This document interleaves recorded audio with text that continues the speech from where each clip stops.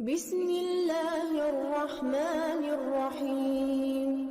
ہر طرف بتوں کی پرستش ہے، نمرود کے مجسمے بنے ہوئے ہیں اور لوگ ان کی پوجا پاٹ کرتے ہیں۔ اب ابراہیم کا امتحان ہے کہ کیا اس ماحول کے اندر وہ ان کی طرف جھکاؤ کرتا ہے، لیکن جناب ابراہیم کہتے ہیں کہ ان تماثیل کے آگے تم آسن مارے بیٹھے ہو، جو اپنا دفاع بھی نہیں کر سکتے اور اپنی ضرورت کی تکمیل بھی نہیں کر سکتے، تمہاری ضرورتوں کو کیسے پورا کریں گے؟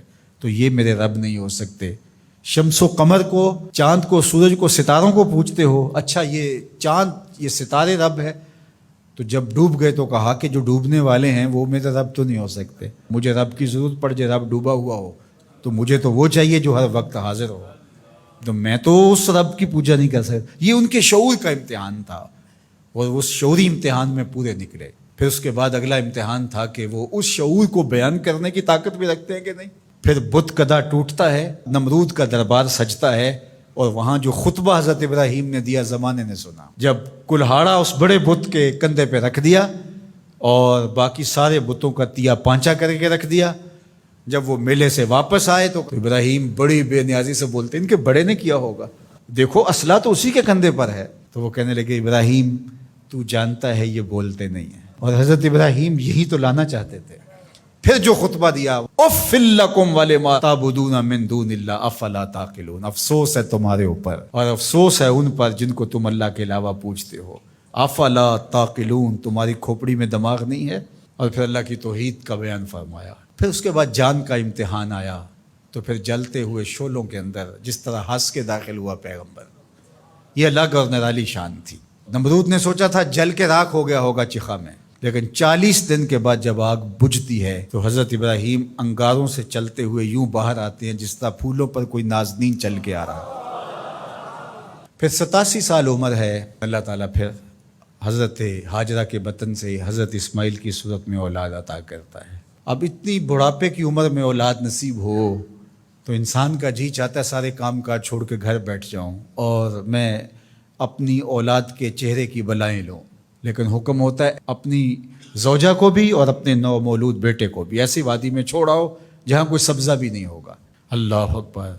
پھر اسماعیل علیہ السلام کی ایڑیوں کے رگڑنے سے زمزم جاری ہوتا ہے۔ اب ذرا دیکھیے، ایک ایسا امتحان آتا ہے، اگر کو ہمالیہ پہ بھی ڈال دیا جاتا اس کا پتا بھی پانی ہو جاتا۔ فلما بلغ معہ السعی، جب وہ ان کے ساتھ چلنے پھرنے کے قابل ہوا۔ ابراہیم علیہ السلام خواب دیکھتے ہیں، اور خواب کیا دیکھتے ہیں کہ میں بیٹے کو ذبح کر رہا ہوں۔ فلما اسلما، جب دونوں راضی ہو گئے، باپ ذبح کرنے پہ اور بیٹا ذبح ہونے پہ، اب باپ کی آنکھوں پہ پٹی بندھی ہے، ہاتھ میں چھری ہے، 100 سال کا بوڑھا باپ، جبل سبیر کا دامن، منا کی وادی، کارکنان قضاء و قدر دم بخود ہیں، شمس و قمر، یہ منظر آج سے قبل انہوں نے نہیں دیکھا تھا، اور سورج بادلوں کی اوٹ میں منہ چھپانے کی کوشش کر رہا ہے کہ یہ منظر مجھ سے نہیں دیکھا جائے گا، حوروں کی چیخیں نکل رہی ہے، کائنات تھرا رہی ہے، مالک قیامت آنے والی۔ اور مالک بھی فرشتوں سے کہہ رہا تھا کہ تم کہتے تھے نا کہ سجدے ہم کریں گے، تسبیحات ہم کریں گے، انسان تو دینگا مشتیاں کرے گا، ذرا میرے بندے کی اس ادا کو بھی دیکھو، میرے حکم کی تعمیل پر میرے بندے کی اس انوکھی ادا کو بھی دیکھو۔ چھری کی نوک حلق کے اوپر رکھ کے پورا وزن ڈال دیا، گلا کٹ گیا، خون بہنے لگا۔ ابراہیم علیہ السلام ایک عجیب کیفیت میں، کیا کیفیت ہو سکتی ہے، میرے پاس تو لفظ نہیں ہے۔ اللہ اکبر۔ جلدی سے جو ہے وہ آنکھوں سے پٹی کھولتے ہیں تو دیکھتے ہیں کہ منظر بدلا ہوا ہے، بیٹا سمجھ کے جس کو ذبح کیا وہ تو دمبا تھا، اور اسماعیل علیہ السلام پاس کھڑے مسکرا رہے ہیں، اور پاس حضرت جبریل امین بھی کھڑے ہیں۔ یہ اس بات کا عملی ثبوت ہے یہ وہ دمبا لے کے آئے ہیں۔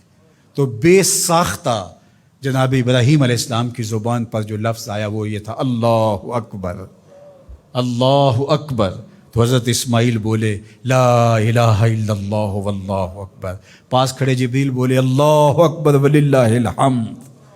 اللہ نے کہا اے ابراہیم تمہاری قربانی کی سنت کو بھی قیامت تک جاری رکھیں گے، تمہاری زبانوں سے نکلے ہوئے جملے بھی مرنے نہیں دیں گے۔ وَنَادَيْنَاهُ أَن يَا إِبْرَاهِيمُ قَدْ صَدَّقْتَ الرُّؤْيَا إِنَّا كَذَلِكَ نَجْزِي الْمُحْسِنِينَ، اس حال میں ہم نے ندا دی ابراہیم تو نے واقعی خواب پورا کر دکھایا۔ إِنَّ هَذَا لَهُوَ الْبَلَاءُ الْمُبِينُ، اللہ فرماتا ہے یہ بہت بڑا امتحان تھا، یہ چھوٹا امتحان نہیں تھا. اور پھر میرا رب ہو کے کیا کہتا ہے؟ سلام علی ابراہیم، اے ابراہیم تیرے اوپر سلامتیاں نازل ہو. اللہ اکبر. پرسوں بھی میں کسی منڈی کے قریب سے گزرا، کہتے ہیں اس علاقے کی سب سے بڑی منڈی ہے، تو ہزاروں جانور، ہجوم محبت، اور سڑکوں پر، گلیوں میں، بازاروں میں کوئی یہاں گائے لے کے جا رہا ہے، کوئی بیل، کوئی اونٹ اٹھا کے لے کے جا رہا ہے. تو بے ساختہ میری زبان سے یہی نکلتا ہے سلام علی ابراہیم، ابراہیم تیرے اوپر سلامتیاں نازل ہوں. اللہ اکبر. اور اس قربان گاہ پر، جس قربان گاہ پر حضرت اسماعیل کو لے کر کے چلے تھے، منا کی وادی میں جبل سبیر کے پاس، وہاں 25 لاکھ حجاج جانور ذبح کریں گے. تو منا کی وادی اس گونج سے منور ہوگی، آواز آ رہی ہوگی سلام علی ابراہیم، ابراہیم تیرے اوپر سلامتی. ابراہیم علیہ السلام نے چھوٹا کام نہیں کیا، بہت بڑا کام کیا. لیکن میرے رب نے بھی پھر جو اعزاز دیا، جو تکریم دیا، عرض کی گئی یا رسول اللہ یہ قربانیاں کیا ہیں؟ فرمایا تمہارے باپ ابراہیم کی سنت ہے. قیامت تک وہ نقشہ ہماری آنکھوں کے سامنے رہے گا اور لوگ اپنے قیمتی متاع کو اس طرح قربان کرتے رہیں گے. ہمارے ایک بزرگ فرمایا کرتے تھے کہ ہر بندے کا کوئی نہ کوئی اسماعیل ہوتا ہے، جب تک وہ اپنے اسماعیل کی گردن پر چھری نہیں رکھتا رب کا قرب نصیب نہیں ہوتا. تو اپنی عزیز ترین متاع اللہ کی راہ میں قربان کرنے کا موقع آ جائے، وہ جان ہو، وہ اولاد ہو، وہ مال ہو، وہ منصب ہو، جب حالات تقاضا کریں اور آپ کو لگے کہ میرے مالک کا مجھ سے یہ تقاضا ہے، تو راہ خدا کے اندر قربان کرنے کا جب یہ جذبہ اس لیول تک پہنچ جائے تو پھر آپ اس نور سے مالا مال ہوتے ہیں، اس فیض سے فیض یاب ہوتے ہیں. ہمارے لیے یہ واقعات اس لیے رکھے، ہم تو چھوٹے چھوٹے امتحانوں سے ڈر جاتے ہیں، ہمیں بڑے امتحان بھی دینے پڑے تو ہمارے بڑوں کی سیرت یہ ہے کہ ہم کشادہ دلی کے ساتھ، خوش دلی کے ساتھ ان امتحانوں سے گزریں، پھر ہمارے رب کی رحمتیں اور کرم نوازیاں ہمارے شامل حال ہوں گی. اور اگر آپ نے ابھی تک ہمارا چینل سبسکرائب نہیں کیا تو فوراً سبسکرائب کیجئے، ساتھ ہی بیل آئیکن پر کلک کریں تاکہ مزید آنے والی ویڈیو ہے وہ آپ کو وقت پر ملتی رہے.